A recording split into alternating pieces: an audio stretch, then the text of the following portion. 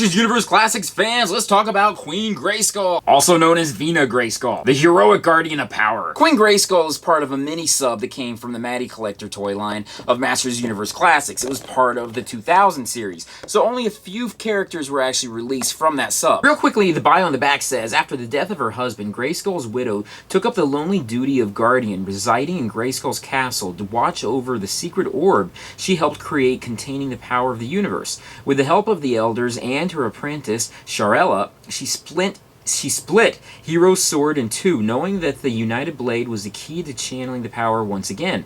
While she watched over the orb, Sharella became the goddess, seeking out brave heroes to guard the twin blades, preventing them from being combined by the hands of evil. The Guardian of Grayskull went on to protect the castle throughout her life, occasionally tapping into the orb of power to protect it, as she did during the battles with the fighting foemen.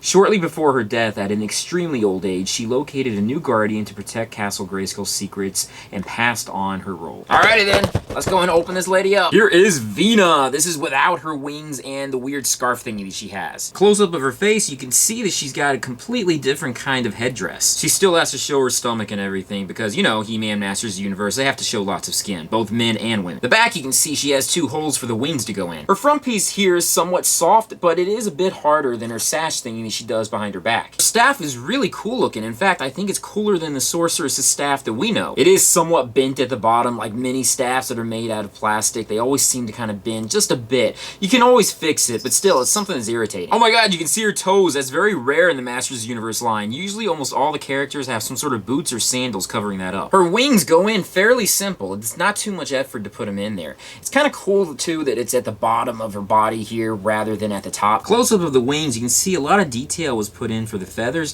and I do like the gold lining at the top too. The same design is also in the back too. I also like that you can pull out the wings somewhat like this rather than have them out to the side because that could kind of get in the way. Her sash that she comes with is pretty cool and is very, very soft, so it's bendable. You can put it in all kinds of directions. One little problem that I noticed is some of the paint is kind of rubbing off here. I don't know if it's just my figure or other figures too, but it is something I noticed immediately after taking it out. The sash does fit fairly nicely behind her. You can help use her headdress to hold it in place, or you can just simply use her arms to hold it in place as well too. It's not like it's something that's really that big of a thing where you're going to be moving it around too much, but still, it is something that's kind of cool, like a nice accessory that's different from a lot of other Masters Universe figures. Here you can see her with her staff and her wings and her sash put together. Overall, she looks like a really cool figure. Let's go through her articulation. First, she has movement in her head, her upper arm, her upper bicep, her elbow, her wrist, her waist, her upper leg, her knee, her ankle, and of course her wings. The detail of the figure is incredibly cool, and I'm really happy with the way she turned out.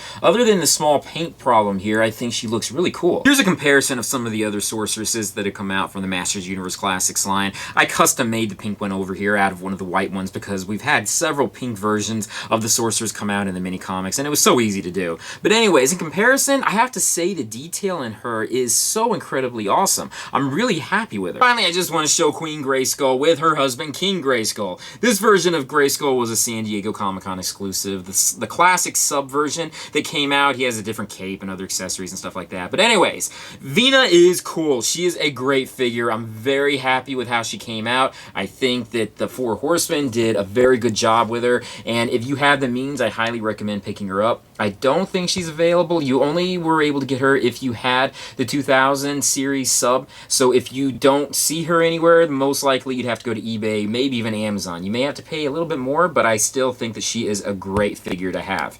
Anyways, that's all I can say for this review. Thank you guys for joining me, and I will join you guys with another one very soon. Peace, love, namaste, and I'll see you guys later. Peace.